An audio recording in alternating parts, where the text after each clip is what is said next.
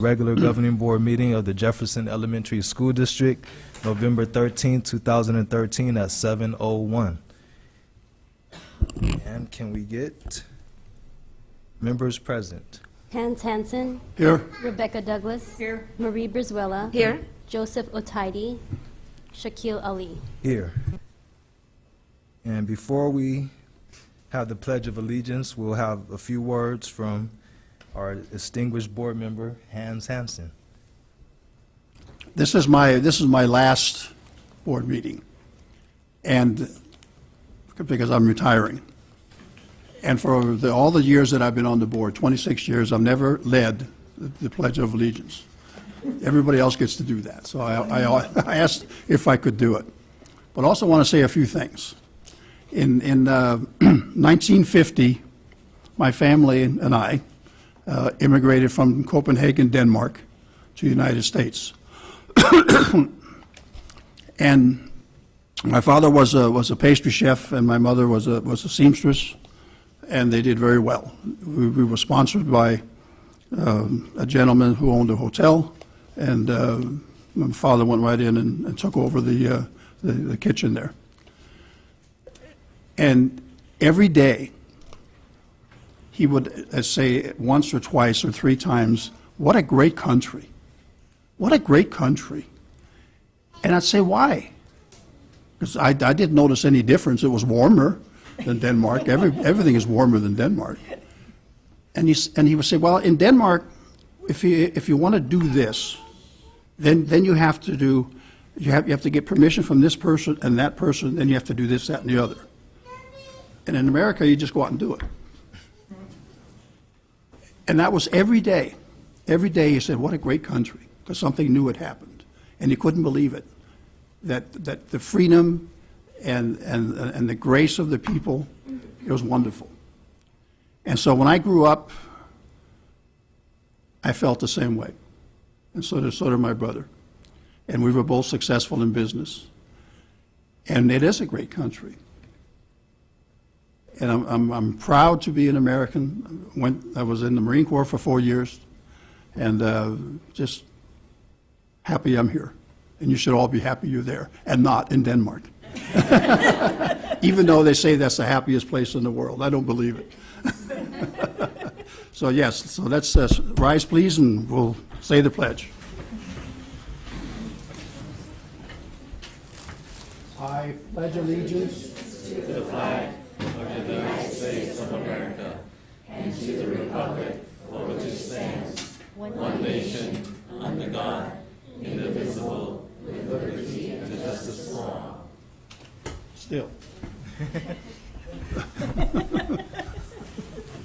All right, thanks, Mr. Hansen. And, You're welcome. we have a motion to approve the agenda. I'll make a motion to approve the agenda. Second. All Third. those in favor? Aye. Aye. Looking forward to, this is one of my favorite events that we have here, is the 2013 Daly City Hosts Lions Club Peace Poster Contest winners. Yes, Mr. Ali, allow me to introduce Ms. Denise Kelly and Judy Jenks from the Daly City Host Lions Club, and they're going to present our winners for this year's poster contest. And we also have with us Ellen Legaspi tonight. She's also a Daly City Host Lion, so they're sitting right over there. Thank you very much for allowing us the opportunity to present this program again to the students of Daly City. This is, from nearest I can figure, the 15th or 16th year that the Daly City Host Lions have sponsored this contest. It's the 27th year of the contest internationally. This year's theme was Our World, Our Vision, and the students came up with some very, very interesting examples of it. We have some photographs of the first and second place winners that are being shared with the board members now. And we will email copies of those to Mr. Vidalis so that they can be shared through your website, which is very nice. We appreciate that. So without further ado, it's the students who are here and they want to know what they're getting, and so we should move on and get that done. Starting with Benjamin Franklin Intermediate School, we have They were sponsored this year by the San Mateo Credit Union. Our second placed winner is Rianne De La Cruz. Is she here this evening?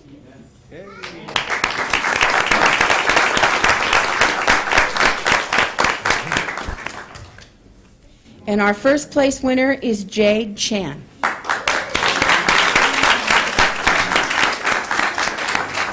Would you like to, did your parents want to take a picture? Okay.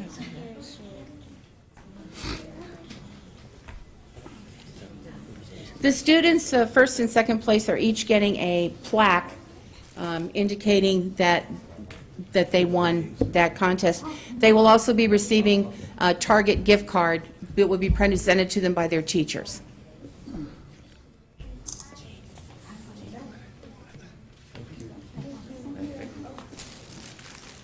From Holy Angels School, is Kim here? Would you like to join us for a minute? They were sponsored by the Perano family again this year. And we have sisters who won, which is kind of interesting. Asia Marie and Jamie Pineda. Asia Marie is second, and Jamie is first. Little sibling rivalry in a good way.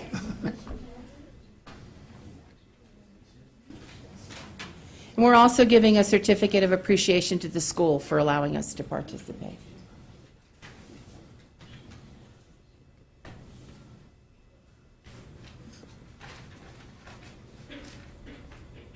Thank you. From Our Lady of Perpetual Help, is anyone here? Okay, I guess not. Our second place winners, McGill Maharis. Our first place is Belarmus Rodriguez, and we will get them their plaques. From Fernando Rivera Intermediate School, this was sponsored by Allied Waste. Second place, Ilian Basa. Would you come up, please?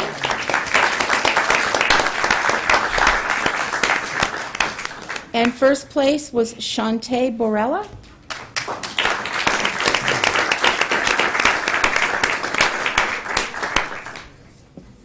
Again, we'd like to thank you very much for this opportunity to present these to the children at your meeting and to, let everyone know the Daly City Host Lions is an organization. We've been around here since 1941. We provide eye care for those in need as our primary mission. We work with your school nurses and take care of quite a few of the children in the Jefferson Elementary School District, and we're very proud to continue to do so. So thank you very much. All right, thanks.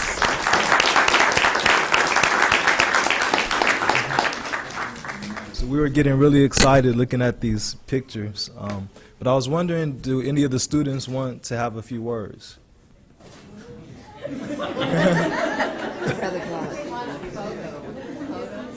They're ready for their photos. All right. Well, we do have some certificates for all the participants, and that's what I'll do.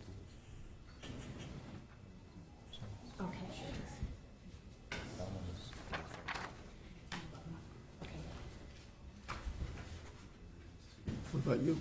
Just at the list. Okay, so I have certificates for our winners from Ben Franklin. Jade. Okay.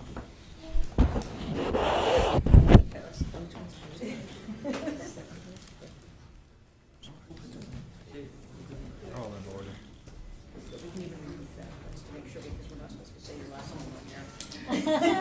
First and second. And Rianne?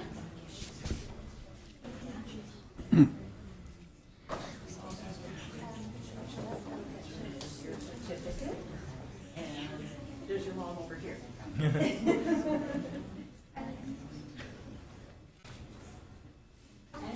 over here.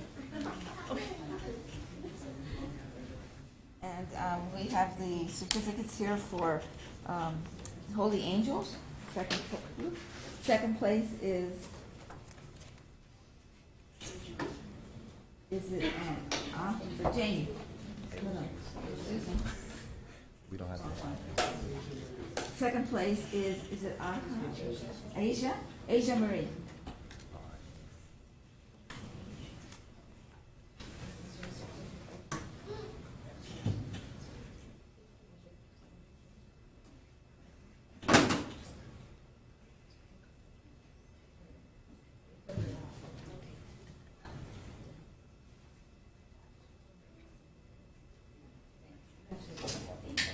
First place for Holy Angel School is Jamie.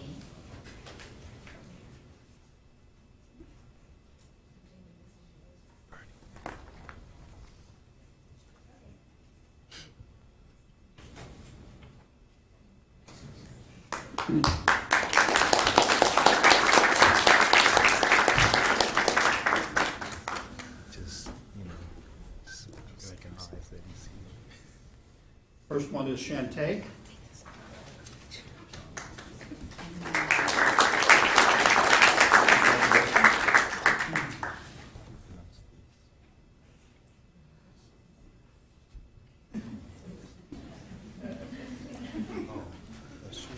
And Elia Lynn? Did I hear you? Sure didn't pronounce that correctly.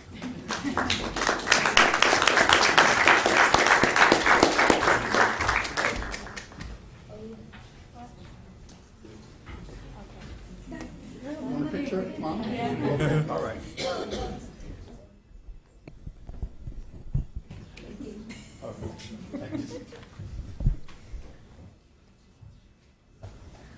All right, thanks once again. I just wanted to also recognize that we have a newly elected board member here, Mr. Joseph Waters.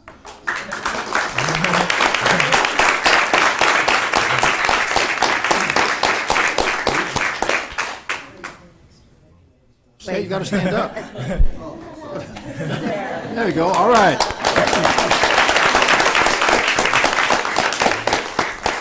Mr. Waters will have a installation ceremony next month. Communications, comments from any administrator?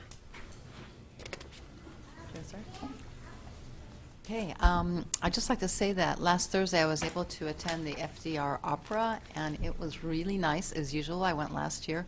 And what I think is wonderful is that it exposes our kids to the fine arts, and that's something that there are many adults that have never been exposed to, and in such a wonderful and an engaging way. And I think it's a wonderful program. And I also just want to say, Hans, I'm going to really miss you. I'm going to miss you. Thank you. I just have a few announcements. Next week, Tuesday, Wednesday, and Thursday is elementary parent-teacher conferences. And also, we are starting to accept registration for mid-year kindergarten. It will be held at George Washington School starting January 21st till the end of the school year, June 6th. It will be in the afternoons from 11:30 to 3 p.m.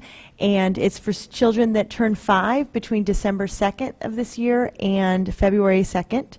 And you can pick up registration packets at the district office or at any elementary site. I will pass. All right. All right. Comments from any board member? It's been a nice and wonderful, inspiring 26 years. And I thank you all for it. Thank you. Hard to follow that. Thank you, Hans. I did say, it's been a long time since we had a meeting, and I just wanted to bring up a few highlights from things that I know of that have been happening around our schools and give them some shout-outs. I know at least 2 of our schools, maybe 3, held walkathons this fall instead of sales of candy and other stuff, and they all did great. They raised as much or more money and got some healthy exercise, fresh air and sunshine even, on some of those days anyway.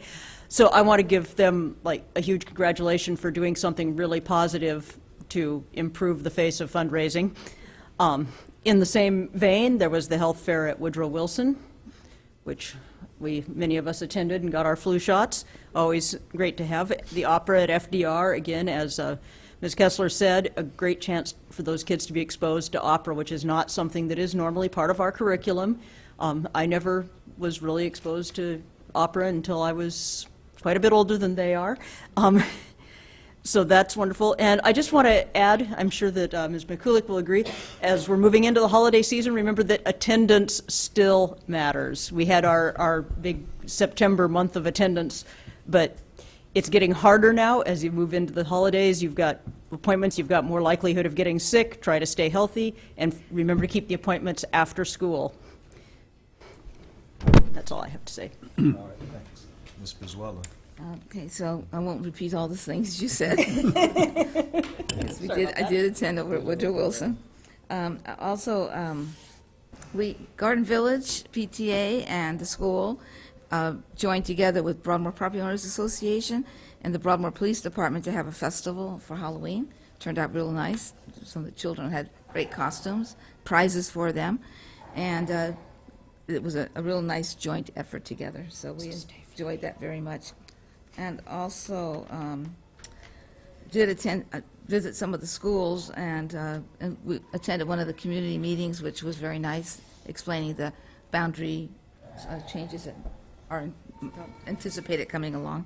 Right. And the only thing I would like to also announce at this time, if I may, that we could close our meeting in memory of Bill Schumacher. He was a former school board member with Jefferson Elementary, and from there went to city council and then for county supervisor. And he's done a lot for different agencies, and just want to close the meeting in his memory. All right. I want to thank Hans for his service and leadership, and you've been a pillar over there, and we'll miss you greatly.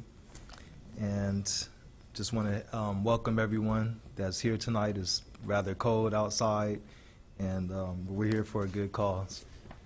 And now we will have persons wishing to address the board. I just want to say thank you to Hans, too. Been a long, long time together, so thank you for all that you've done, and hope you'll come back to visit us. Well, at least once. In December for the party. Yeah, you do have to come to the next meeting. We Yes. can celebrate you. Yes. That's true. That's where we really thank you. Thank you. Okay? All right, so we have a speaker's card from Melinda Dart, AFT. Good evening, Melinda Dart, AFT 3267. And Hans, I just want to say thank you on behalf of AFT 3267. From all the teachers, we really appreciate your many years of service and your long Wednesday nights. And we hear that you are going to be here one more time in December, and that's good, I hope, on December 11th. And so we look forward to that one more time there. But we really thank you for your years of being on the board. I have a few announcements. One is that the San Mateo Labor Council, which AFT 3267 belongs to, is having a food and toy drive for the holidays, and I'll pass these around in a minute. And it tells you how to make donations by check, or if you wanted to drop things off at the district office, I'm sure that I would be able to come there and get them. And also, the teachers have expressed a desire, and the students as well, to collect funds at the sites on behalf of the typhoon victims in the Philippines. And I know we've done this before with Katrina and with the Haitian earthquake. So if there's any problem with that, the union can be the overseer of that and collect those funds. But we know that the teachers and students do want to do that, and have the jar in the office kind of thing, and put donations in. Also, on November 21st, the AFT and the partnering with the PTAs at two sites, Palisita Middle School and also Westlake. There are two family ed nights being offered, or family workshops in the evening. The one at TRP is on healthy eating, and the one at Westlake is on communicating effectively with your child. So we welcome visitors to that. And on November 20th, at Westmore High School from 6 to 8, there is a community meeting dealing with how to respond best to help the victims of the typhoon in the Philippines. So I want to announce that. Westmore High School, 6 to 8 on November 20th.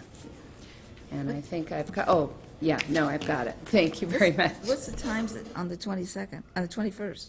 Oh, those, the TRP is 5:30 to 7:30, and Westlake is 6 to 8. Oh, so two different places. Two different places. Oh, okay. Yeah, Cheers. thank you. Do you want to eat or communicate?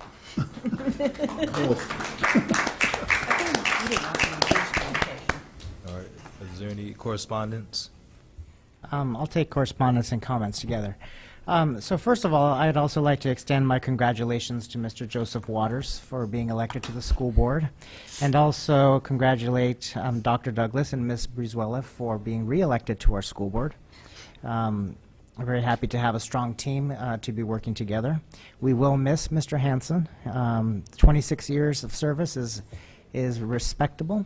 I've only had 5 years to work with you, and I've loved every one of those years because of that. So thank you. It's been a pleasure for me, too. We will have a more formal time of recognizing you at our December 11th meeting. So can't wait. And also, I did want to pass around to you, and Dr. Douglas did mention about attendance. There is an article on Sunday's San Francisco Examiner talking. Yes. Talking about our district's Showing Up campaign, which we have launched. And we hope to be able to see more of these articles engaging our community and our parents in the value of showing up, not just coming to school, but being present in mind and body and will. So we look forward to more of these efforts. All right, congratulations for that. Yeah.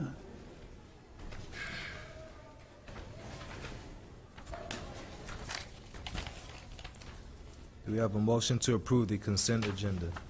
I move to approve the consent agenda. I'll second the motion. All right, and we need a roll call. It's a resolution, or this one doesn't count? No, it's a resolution. It's a resolution. Yeah, you're right. Mr. Hanson, Aye. Dr. Douglas, Aye. Mrs. Brizuela, Aye. Mr. Ali, Aye.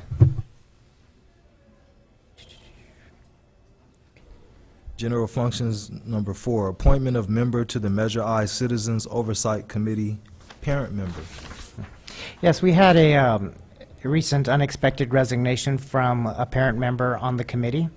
And I was so fortunate to speak with Miss Amy Marr, who I am recommending today as a member to replace the former member.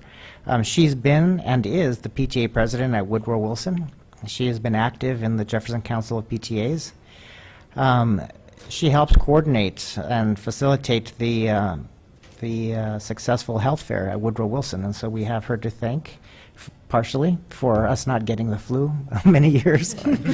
I did miss it this year, and waited too long to get my flu shot, I think.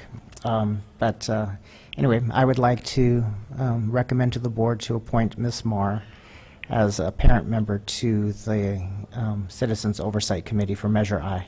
I'd be pleased to make that nomination. All right, Ms. Marr, would you like to have a few words? What, after we vote? Yeah? Okay. Your last chance to defend yourself. Not that you decline. I would be happy to serve on this board if you would have me. My husband's been serving this district as a teacher for his 18th year this year, and Bernie asked me about this, and I said I would be willing to serve to do this. So, All right, thanks. And it's been my pleasure to work with Amy Marr on various PTA things, so I will happily second the motion. Well, I didn't exactly get the motion out, so I would, for the record, Okay. I would like to make a motion that we appoint Amy Marr to the Measure I Citizen Oversight Committee. Okay, now I'll second it. Okay. And I would like to say, I've had the pleasure of working with Amy for several years, and you ask a busy person to do something, and they say yes. Thank you so And they much get for it doing done. it. Huh? And they get it done. And they get it done. Thank you so much for doing Right it. up until they Appreciate it. break it, too. All right, all those in favor? Aye. Aye. All right, And thank you very much, Amy. Okay.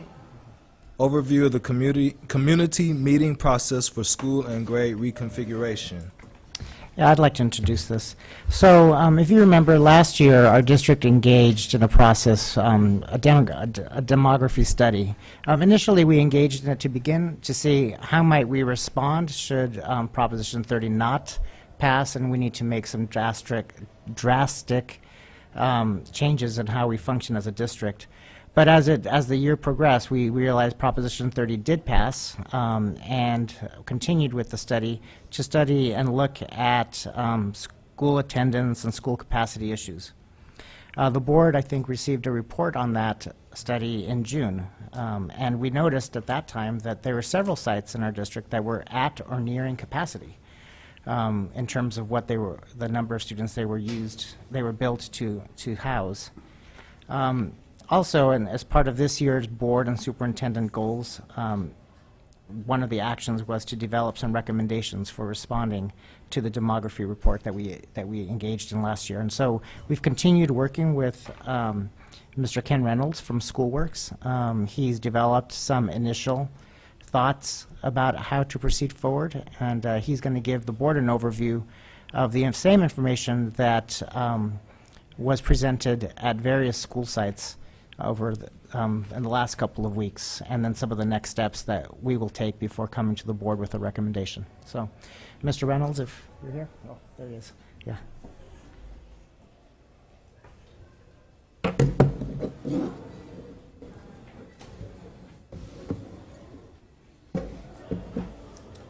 Great, thank you. We basically have this quick presentation to go through. We're looking for any comments during the presentation, so feel free to ask questions as we go through it. So we started by developing some different scenarios to address some of the challenges that are existing or are projected to happen in the future. So we developed some ideas for some boundary adjustments and some grade configuration changes and put it into a nice presentation. We developed some large maps and we took those out to the public to get some more comments. We always like to get input when we're developing some new ideas, simply because, you know, me as a demographer, I work with districts all over California, so I'm very familiar with lots of the challenges that districts face. But since I'm not here living in your district, we like to get information from the people in town. So we went to Tobias, Brown, Wilson, Westlake, and Ben Franklin, which are basically the area of town where the schools would be impacted by some changes, mostly due to a lot of the overcrowding at some of those schools. And throughout that process, we did get a great turnout. We had actually 45 written comment cards that were turned in. So it was a very successful event. So here's the information that was presented. Basically, we started by showing the current school boundaries. Now, if my laser pin is working, I wanted to show you a few things. We collected information from the school district to try to illustrate on a map your current boundaries. And so what we're going to be showing you is some of the areas that we looked at changing. One of them is right here. These students go to Westlake and they cross over the highway. Now, it's not much safer, but we decided to take them here to Wilson, and we did that in all of our scenarios. So that's an example of one of the changes. But the other big area we were looking at is right here. This is Garden Village, and the school's here, and it serves area up here, and these lines and homes and apartment buildings that are serviced in that area. It wasn't, okay, if you live on this street, you go to this school. Sometimes it was by address. So it was a bit complex trying to map out the exact boundaries in that area. So we cleaned that up in our proposals also. And then another thing we did play with the boundary between Garden Village and Pauline Brown, just to keep the numbers balanced in the scenario. So it sort of gives you an overview. You know, we were looking at the Ben Franklin feeders, which is this section of the school district. So we'll show you maps of what we did, but I'm just sort of giving you a preview of some of the information we're looking at. So this information was from the demographics report we prepared for the district last year. And you know, in red we were highlighting, hey, these schools are at or over capacity, and so we need to try to find some solutions. The other one that was really close to capacity, 95%, was Tobias.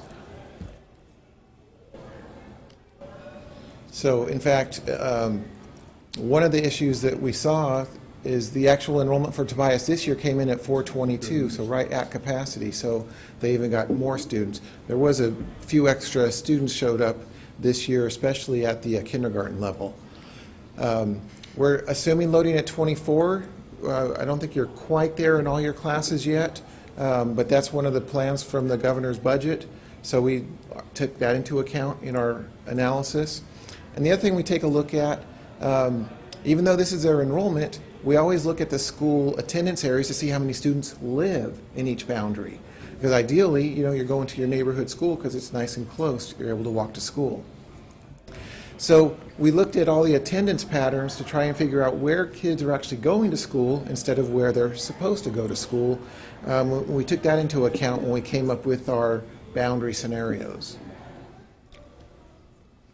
So all the impacts we're trying to address in our different options, again, making sure we have room for the class sizes of 24, implementation of the transitional kindergarten program, which is supposed to be fully implemented by next year, the continued district growth that we were seeing, and the impacts at Brown, Tobias, and Garden Village. And this was just showing the current numbers from this school year. So this is 1 year past our study we did, but these were the current numbers this school year we were seeing at those campuses.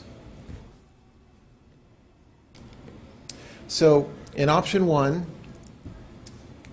we converted all the feeders into Ben Franklin into K-5 schools. So we removed the 6th graders and put them at the middle school. Now, Garden Village is also a feeder into Franklin, but it's already a K-5. So it already went through that transformation because it was overcrowded in the past. And then so after we removed that, we still had some imbalances. So we made some boundary adjustments. In option 1, we only changed Brown, Garden Village, Westlake, and Wilson. We did not touch the Tobias boundary in option 1. And just to reiterate, Franklin becomes a 6-8 school because we've got all K-5 at the elementaries. So here's what the boundary looks like. Again, I cleaned up the boundary here, so all of this area now, instead of dividing between Garden Village and Westlake, we just keep them all at Westlake. This area up here, we shifted to Wilson. And then we made a few adjustments in here. So this area here, we added to Garden Village instead of coming down to Brown.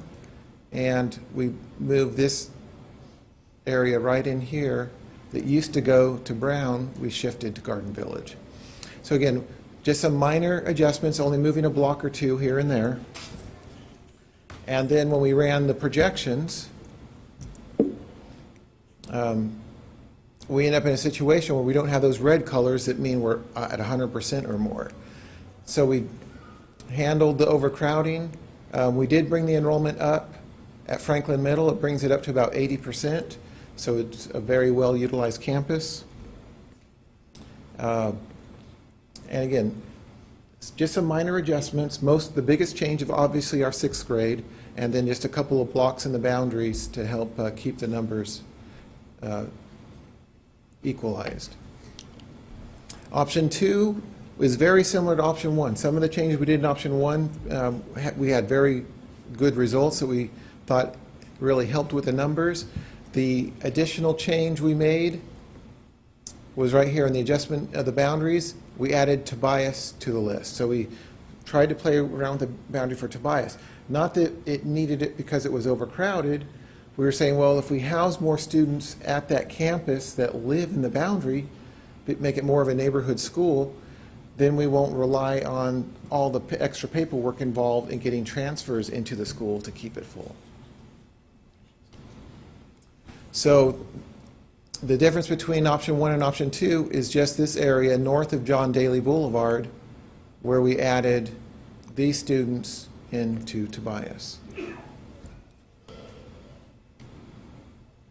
So we have again, a situation here in our results where we're not overcrowded at our schools. And again, there was no change in the difference in terms of the sixth grade impact at Ben Franklin. So option 3, instead of moving, again, very similar to option 2, except instead of taking the Tobias boundary and moving it north, Bernie thought it'd be a better idea if we moved it east. So I made a few more adjustments. So in this area, we keep these students up here at Westlake, and I only moved this boundary here 1 block west in this area that used to go to, so this 1 block here used to go to Garden Village, and now it's at Tobias. And then I moved the boundary line in here around a little bit to get a better enrollment number at Garden Village and Brown. So I took Sweetwater, which was half of Sweetwater was going to Sweetwood. Half of Sweetwood was going to Brown, and I just changed it slightly to make all of Sweetwood go to Brown, and then changed the boundary line here 1 more block too. So again, just some minor adjustments to make sure we had better school utilization at the various sites.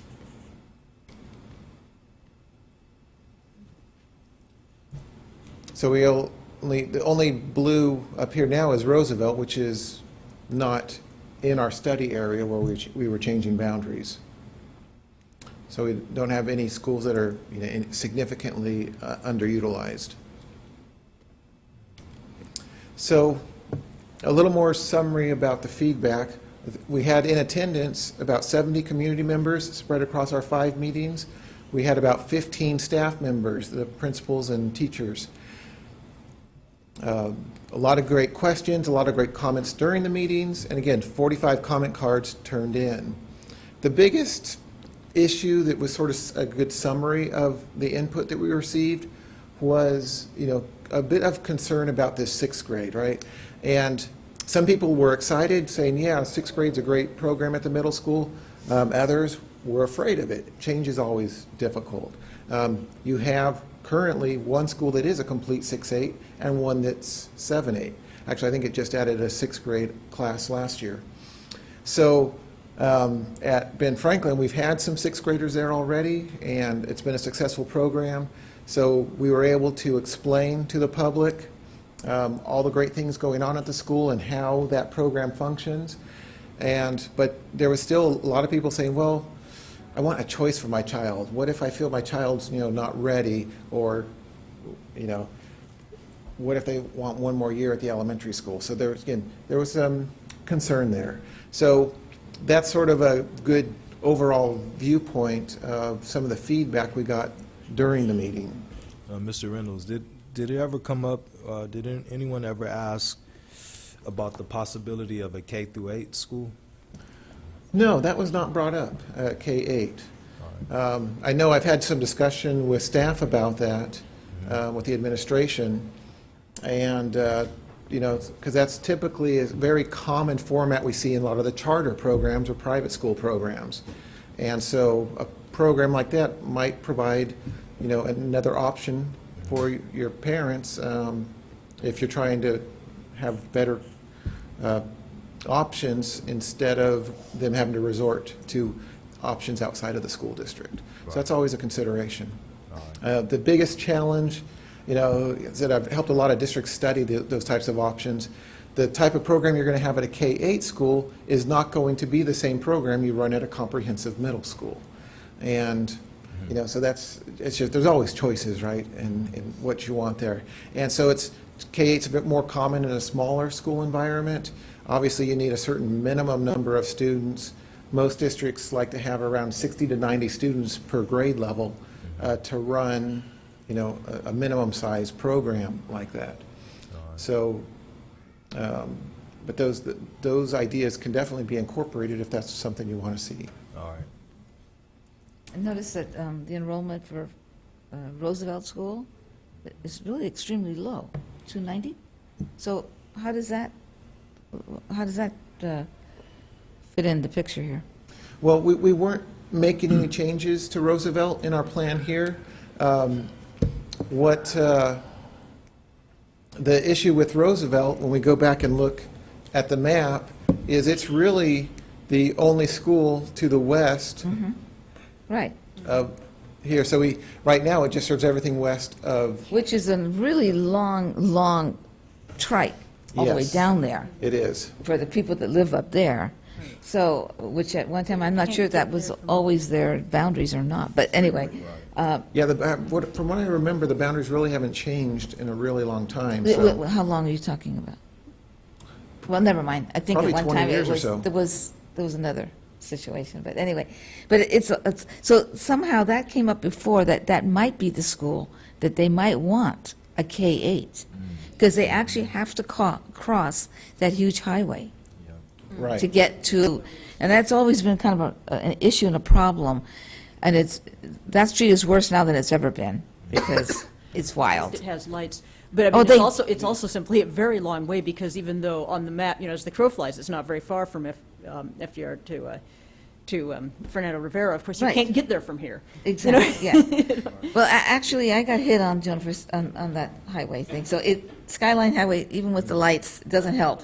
But I'm just saying that never came up, because it did come up before, and I'm just wondering why that wasn't part of a We consideration. did not incorporate it into this particular study, mostly because it feeds into a different middle school than Ben Franklin. And we were studying, how do we resolve the overcrowding? Yeah, I understand that. Yeah. However, That is- you're if right. that school before mentioned that they would like a K-8, and if it's still the same way, realizing the programs may not be exactly the same, but they still will be learning the curriculum for both grades. If that were to happen and they didn't send their students to Fernando, perhaps that would open spots for some people that I'm hearing that want to go to that school by choice. You know. Yes. I'm just saying, I think that might be, if they're going to do this, that might be another solution to please more of our families that may not go ahead and take their children out of our district. Yeah, we did hear some feedback when we were at Tobias. Yeah, Our yeah, first meeting, that they said, well, why can't Tobias feed into the Rivera School? Because Yeah. they said it's closer and easier to get to. That was some of the arguments of some of the parents there, but there's just no space there. No, I understand, but there would be if FDR Could be, yeah, students. right. So I'm just putting that out, so perhaps administration could also look into that to see if, because no one's spoken to them in this scenario, because we're really concentrating on feeding into Ben Franklin. But I thought since we're doing this, it might be worth the while to see how that might turn out. Sure, yes, I think we could revisit that topic. I know that the Franklin Roosevelt community has started that topic of conversation last year. Yes. They did some initial conversations and surveys, and I Yes. could, we can make sure that we can revisit that with them so that we have more information on that. And that might help, everybody, on what they want to do. So then the other question I wanted to ask you, is this the map that you said you took away part of the yellow and put it over to Tobias? Yes, one block here. Could you just tell me what that's, you keep saying block, so I don't know what the block is. Yeah, I got the map right here. I'm sorry, I just want to know which street it is. In that, Tobias goes over to Windsor, and we took it one more block to Crestwood, Oh, it goes all the way down to Windsor. currently. Right, and so we added the other side of Windsor all the way up to Crestwood. Okay, all right, thank you, I was just curious I'm not really familiar with how that is. I have a question, too. Was there any discussion about the students crossing the major thoroughfares? Yeah, that's always a challenge. Some people thought, because of the way traffic patterns were, that it was, for example, I think we had a parent that lives in this area that said they'd like to go to Tobias because I think it's less traffic trying to get to Tobias than it is trying to come down this way and make a left into Westlake. So we did get some different types of comments on that, yes. Oh, I don't think so.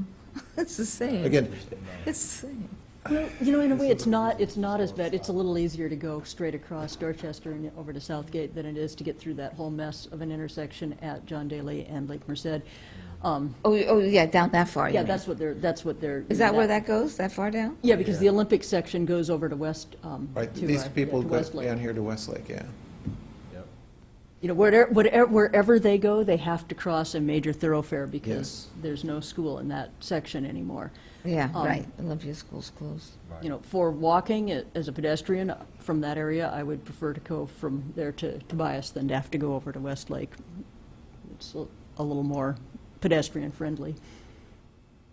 And I know we do have parents who go to Tobias, you know, send their kids to Tobias from. Right, and that that's area. why I looked at that as one of the options, because I did Sometimes. see several students there that went to, so I said I took those current transfer patterns into account when I looked at different options.